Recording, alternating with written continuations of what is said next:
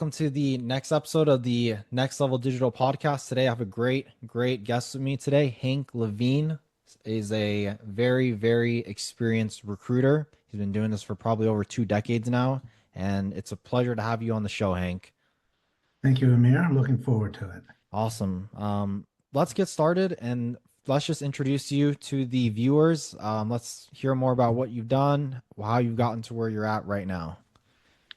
All right, so I'm a serial entrepreneur. So I've reinvented my career several times. In fact, my first job out of college was I worked with a bunch of PhD physicists doing fusion energy research. But then I was one of the very early people starting home automation companies. I moved from that to a bunch of venture capital-backed software companies.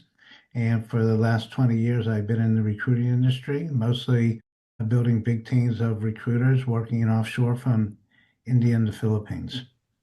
Awesome. Are you guys doing US based recruiting as well, or is it all overseas? No, so we have a family of companies and be additive. So we do have a U.S. staffing firm. We also have what we call knowledge process outsourcing or KPO, where we have subsidiaries in India and the Philippines, where we can build teams of recruiters or software developers or marketing people who can work for companies in the US or in Europe. And most interestingly, we have a software company, and the software company is building an AI talent marketplace. And this is a fascinating company. So, as I'm sure you're aware, funded AI startups are having an enormously hard time hiring senior talent. It's just in very short supply. And there's so much funding going to these companies, and there's so much pressure on them to build fast from their investors, but they can't do it without these senior talent. And even making it even more difficult, the compensation that the senior AI talent is getting is unimaginable. It's I just know. so high. And even when these startups are willing to pay it, they oftentimes can't close the deal because the talent wants to go to big tech, work for OpenAI or Google or Microsoft. So they're in a tough spot. Meanwhile, uh, offshore and in Latin America, there are lots of very technically talented people who are working on AI in senior roles, but locally in their own country. And they would love to get the exposure of working for an American or European company. So, what we do in our marketplace is we work with these funded startups. They post their jobs in their marketplace. We use AI to match them from talent around the world, and we enter into long-term contracts where they do the same thing somebody would do locally, but they can be hired for a third to half the cost of someone in the U.S. And of course, they love it because they get a nice pay bump, but they get the global exposure. Right. So and yeah, I mean some of these pay packages, I mean I've seen some of the headlines like some of them are getting paid like millions and millions of dollars. Is that is that what you're seeing out there right now? I mean, just let's not talk about like the I mean, I saw some of the acquisitions for talent like from OpenAI or Facebook or Google. They're paying like billions for like the head of AI. It's like, dude, that's unimaginable to pay somebody that much money just to run one division. But on like a normal analyst, like just coming in to do entry or mid-level kind of work, what would the pay structure kind of be right now? Like what do somebody has to pay to onboard somebody like that? We're generally not hiring too many entry-level positions. In fact, a lot of entry-level developers, these AI companies don't even hire them because they do their entry-level coding through, vibe coding using tools like Cursor. In fact, we use tools like that too to build our marketplace. But in the more senior positions where you have ML engineers and Hmm. data engineers and data analysts and specialists, they're usually seeing salaries from 3 to 500K.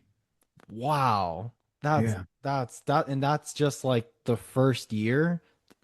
No, Like, no, it's not their experience. They're very experienced. no. I mean, like that's just like coming on board. Like you're gonna start making 300 to 500K out the gate. Yeah, plus stock options and Yeah, for sure. so You get you all the can benefits. imagine, when you when you're a startup, Um, that's a big gulp to hire people like that. And as I mentioned, even when they're willing to pay that sort of money, a lot of times they can't get them to join because they still rather go work at Google. Well, they're probably shopping three, four different offers, and it's like, oh, 300K. This other guy's Yeah. gonna pay me 500. I got a big tech in my pocket. He's gonna pay me 1 million. So, Mhm. is that what your typical client looks like right now? Is that come to you for to find placement for a job offer? Is it startups? Is that your biggest client base right now? Well, not in our other businesses, but in the AI and AI talent marketplace business, yes, we're looking at funded startups. So these companies have raised unbelievable amounts of money and they're under enormous pressure to build something quickly because in the AI world, if you don't build it in a couple of months, there's They're five other gone. companies building it. So Yeah. they need to go fast and their inability to hire senior talent really, really hurts them. Wow.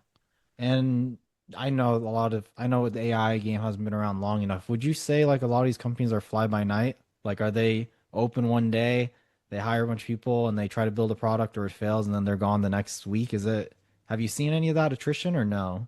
I certainly wouldn't call them fly by night, but I think it's inevitable that a lot of these venture capitalists are chasing AI companies. They're very aggressively investing, and much like the dot-com boom, a lot of them aren't going to make it, but there will be some enormous winners. So I think with AI, it's it's hard to imagine a future where it's not dominant and embedded in almost everything that we do. The question that's not clear is, will the rewards of that, will it be highly concentrated in a few big tech companies, or will AI make it so easy to start companies and to build apps that there'll just be a flourish of companies that are using AI to build businesses. I think the other question about AI, when these companies start building businesses, are they going to be businesses that employ a lot of people, or is it going to be mostly AI and AI agents doing the work? That's not clear. So, We're still pretty yeah. early on and I mean, I'll tell you this, in our own business, we would not be where we're at today without AI. It's been able to walk us through and troubleshoot problems that it would take us month, 2 months to figure out. But the fact that these AI models have such massive amounts of data behind them, and you can just ask it a question, and it can pull from hundreds and hundreds of websites in a millisecond and give you that information in a nice digestible format. It's propelled our business significantly without having to hire, with just paying a cheap chat GPT subscription. We can do a crazy amount of work these days. It's pretty unbelievable. And it's just like you said, it's happening so fast and no idea what it's going to look like in another couple months or a year from now. But guess that's my question to you is, do you think that all of the AI business is going to be conglomerated into the massive tech companies? Or do you think we're going to see a lot of smaller players that are actually going to emerge and do some cool stuff? What do you think? I think it's impossible to know, but I think the most likely scenario is that there'll be a lot of small companies that emerge. What I'm not as clear on in my own mind is if these small companies will create a lot of jobs. So, Right. if you look very long term back to the beginning of time, first you had hunter-gatherers, and that wasn't a very efficient way of living, and they got replaced by agriculture. When agriculture, you had people raising crops, you had people raising animals. The hunters gatherers kind of went away. They all lost their jobs, but they were replaced by agriculture, which created a lot more jobs. And Hmm. agriculture got replaced by manufacturing. And at first, like most disruptive technologies, there were a lot of jobs lost. But then the manufacturing started hiring a whole lot of people, and it was a huge gain in productivity, a huge gain in employment. And manufacturing mostly got replaced by services. And again, there were lots of manufacturing jobs lost, but there were a lot more jobs created in services. Now services is going to get replaced by AI. And And automation and robots, right? yeah, and we're going through the efficiency period of that now, where in the short run, I think jobs are going to disappear. But AI is going to make it so easy to build businesses that a lot of innovation will happen and there'll be a lot of wealth produced. But the question I have, will this innovation have happen in a way that there aren't many people employed? Well, if you think about it, it's like how many people, how many jobs is it going to create to work? I say that it's humanoid robots flipping burgers and stuff like that, and it's replaced all the service workers. How many jobs is it going to create for somebody to go and make sure that machine is working good? Probably not as many as the amount of service jobs it's going to eliminate and destroy. It's not even going to be close. Like before, like you said, in the other industries that got revolutionized, there was a lot more output and a lot of jobs were created and the destruction of the other jobs. But this one, I'm not too optimistic about. I do see it as a just a straight downward kind of like a roadmap for job openings. I don't see it as a positive trend myself. Well, a lot of people feel that way, particularly if you look at surveys of younger people, they feel that way. I don't think you're going to see a lot of displacement of jobs by robots and so forth in the near term, but you are going to see a lot of entry-level service jobs like analysts and paralegals and people who do accounting and so forth. Um, that those sort of jobs can absolutely get wiped out by AI. But as I mentioned, if you look at how software is developed now, a lot of entry-level software jobs are disappearing.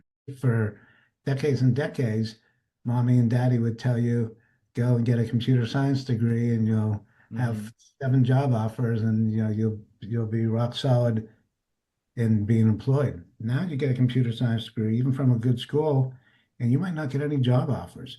And the reason that you're not getting job offers is entry level coding and entry level computer science jobs are being done by AI.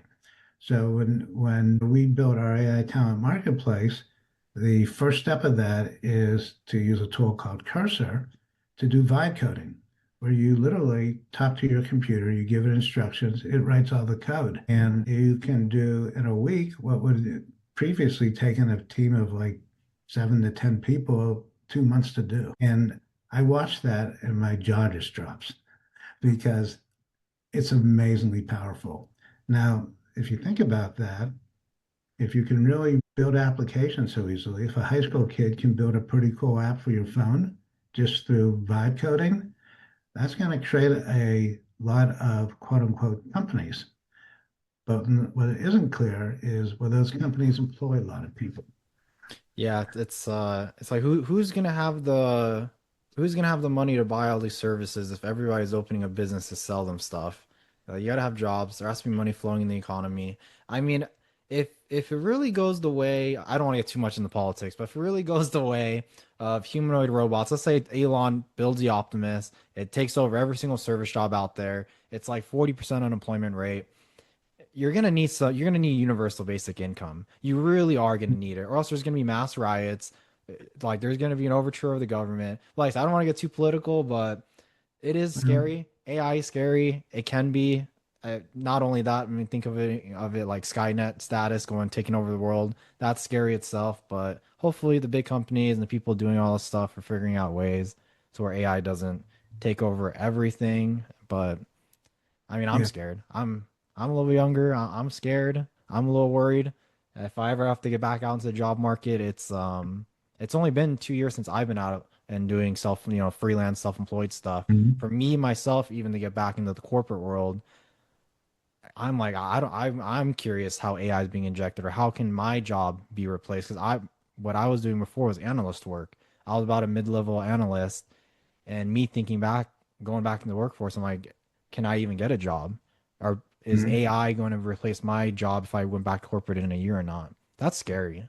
That really is. It is scary, and you're kind of painting the dystopian picture. But there are scenarios that are very positive, right? So, whenever there's been a disruptive innovation, and AI is maybe the biggest one that's ever happened in the history of mankind, people never knew what the inventions would be.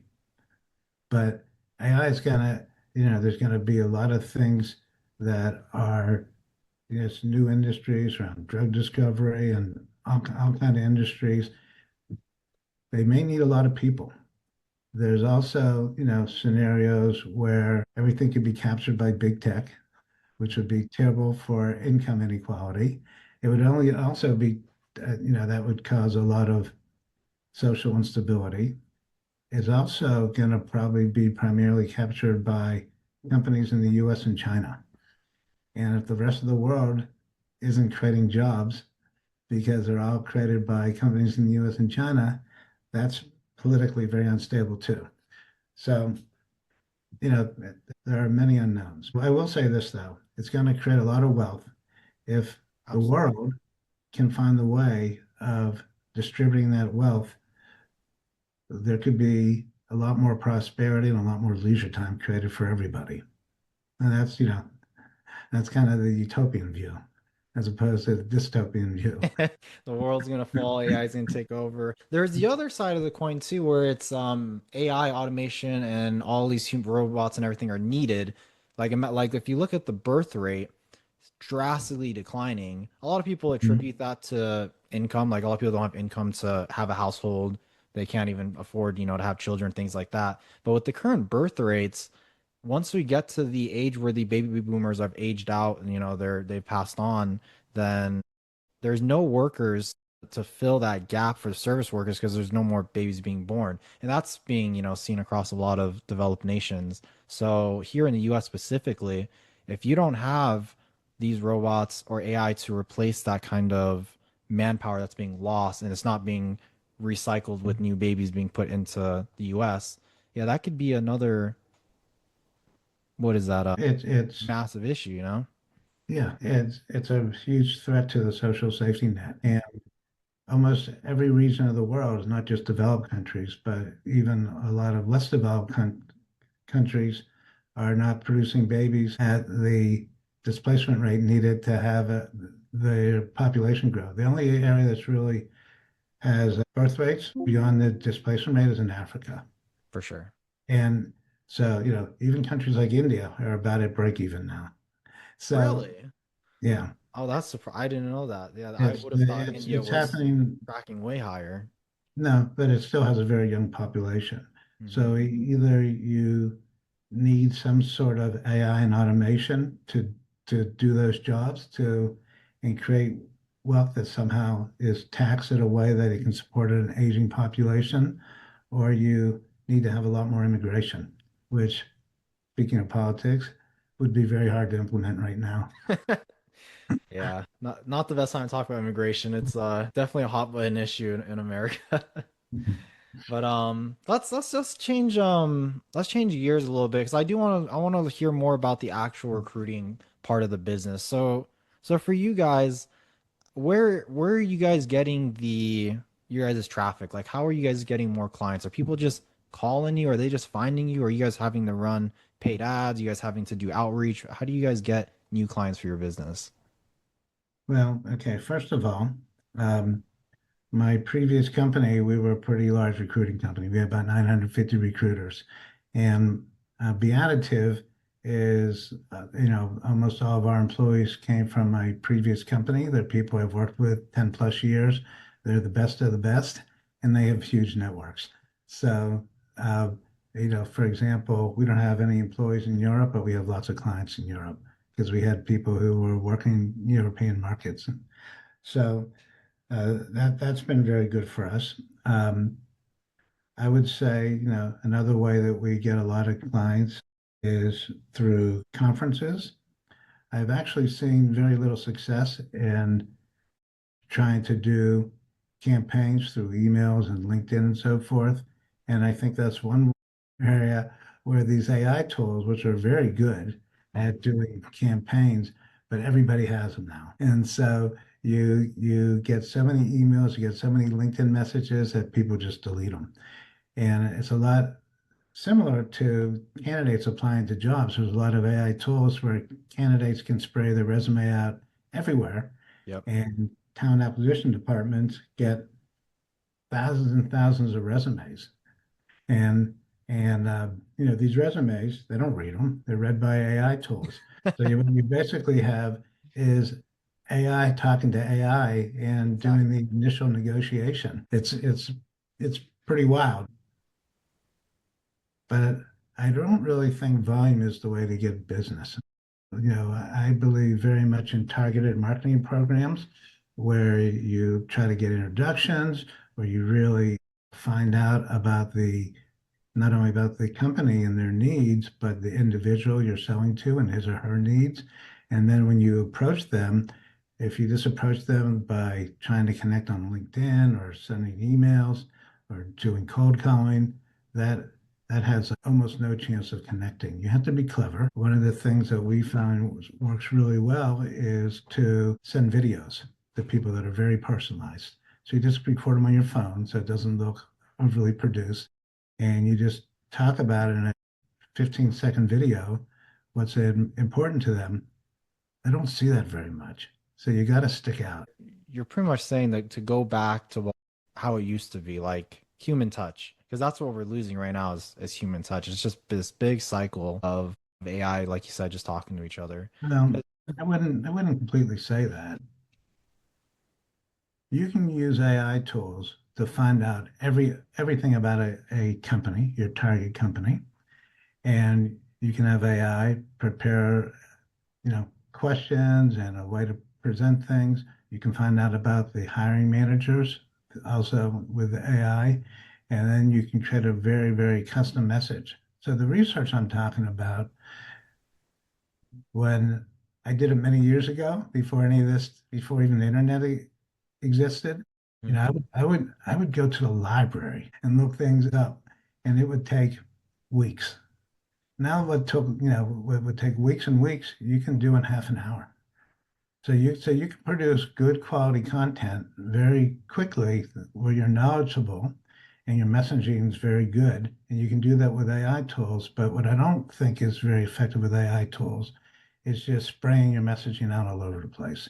Shotgun Because blast. well, because everyone's doing it, right? So Yeah. there's, I probably, with no exaggeration at all, I probably get 30 unsolicited emails a day from companies selling me something and I just delete, delete, delete. Now, if I got one or two, I would probably read them. But I get so many now because they're all AI generated, and Hmm. I don't even read them. Well, it's like you said, it's a numbers game. So if you send out 4,000 emails and you have a 1% contact rate, you're gonna get 40 leads right there, and it's all automated. Zero work. You just set it up once, send out 4,000 emails, and then you might get 40 leads, and I, you I might will, close I a couple will, of them, you know?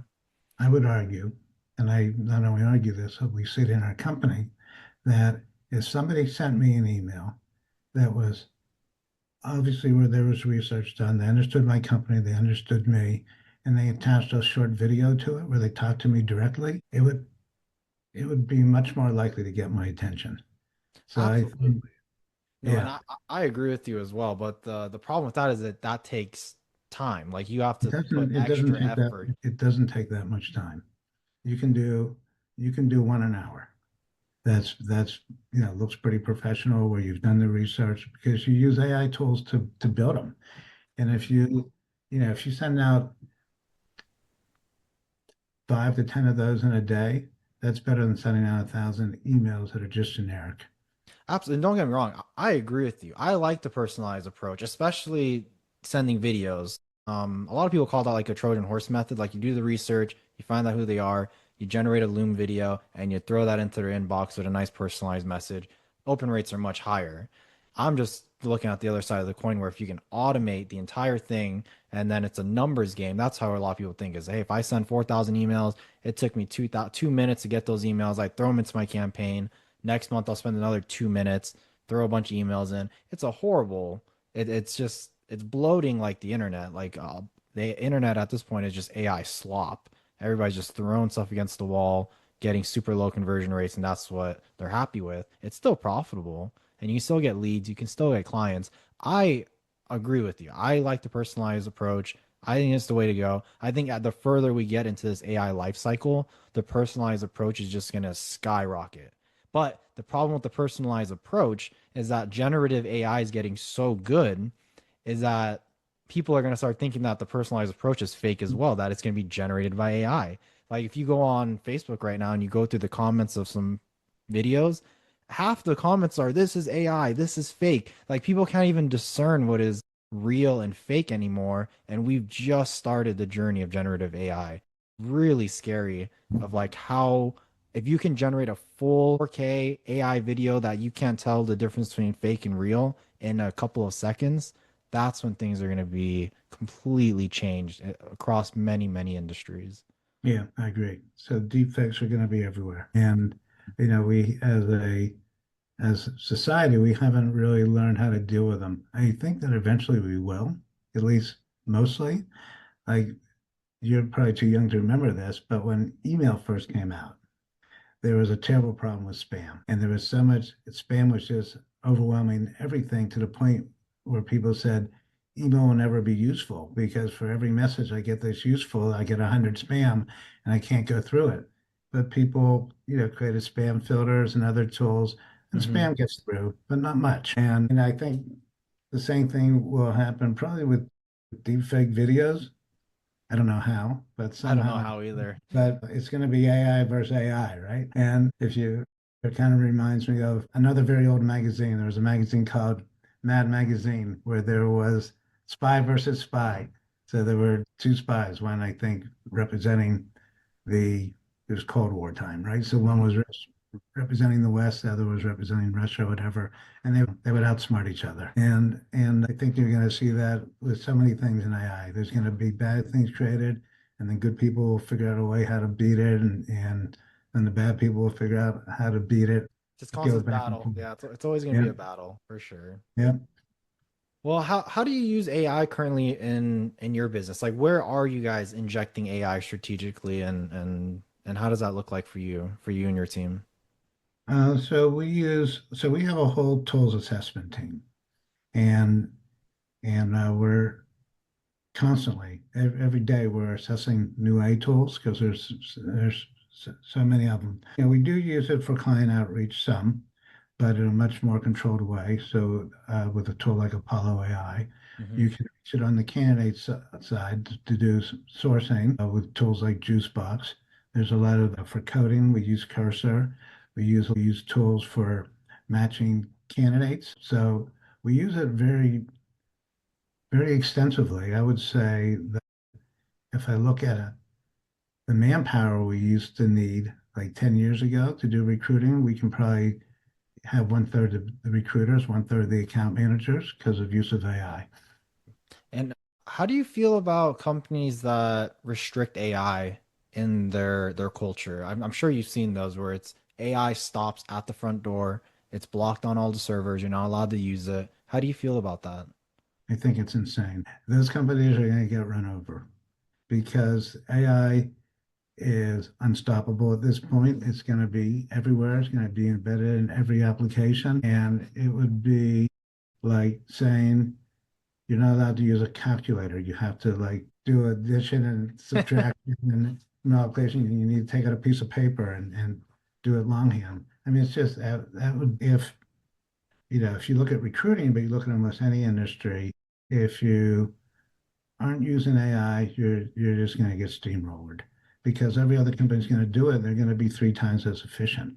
Now, I do appreciate because I know how hard it is to assess AI tools. I will tell you that this happens all the time in our company where I'll hear about a tool, somebody will tell me it's good. So I'll pass it on to our tools assessment team. They'll come back to me 3 days later and say, we did a demo, we tried it out, and it's not very good. It's missing this, it's missing that, it's missing something else. Then I'll keep hearing about it. So 4 months later, I'll tell them, take another look at it. So they take another look at it and they say, it's like a new product now. It's completely different. Other things we told you about it 4 months ago are fixed. Mhm. It's really good. And there's just so many of these products, it can be very overwhelming. My advice to companies is if I think almost all companies have adopted at least some AI now. If you haven't, just start. If you start, you might not make the optimal decision, but you'll learn how to use it. You'll learn what you need. You'll learn what doesn't work. And you can keep looking at other products and you can replace them. I would also advise companies not to sign long-term contracts because The product that's the best today, a year from now, probably won't be the best. So just go month to month, even if you pay more and keep looking at things. And as you use the tools, you'll get smarter and you'll understand where the real productivity is. I see.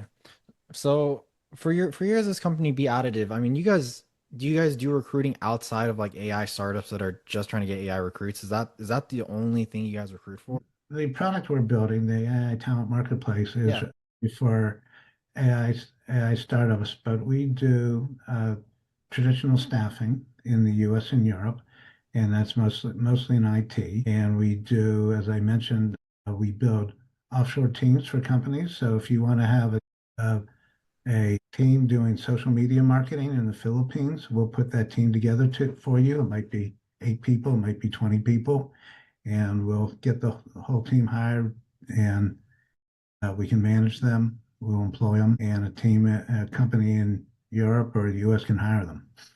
And what's the let's say that somebody was gonna hire in Philippines and they're USA based, they want a Philippines staff member. What's the percentage? Like what is the USA rate versus like the Philippines rate? What does that transfer over to? You can almost always hire people at less than half the cost of someone in the US. Do the people that are in, you know, the other end of it, like that are in the Philippines, for example, do they know that there's this income disparity and are they okay with it or do they have issues with it? Do There's no issue with it because they're getting much better opportunity than they would have elsewhere. So yeah. it's up to what you can do. And as individuals and countries get more prosperous, the price of labor goes up.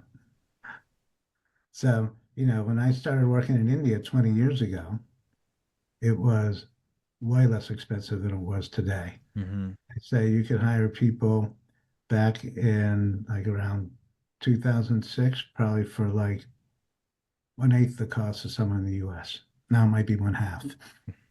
So it's come up. Yeah, a lot. It's just supply and demand, right? So everybody wants demand from India, and then, like you said, the price of the labor goes up, and it starts to balance out. Eventually, And, one day, and if India gets too expensive, then it's going to shift to another country, and then India's demand for labor will go down, price will go down. So it's just global yeah, balancing act, right? and these countries, they developed a business ecosystem that's Hmm. very supportive of the people and makes their quality much better.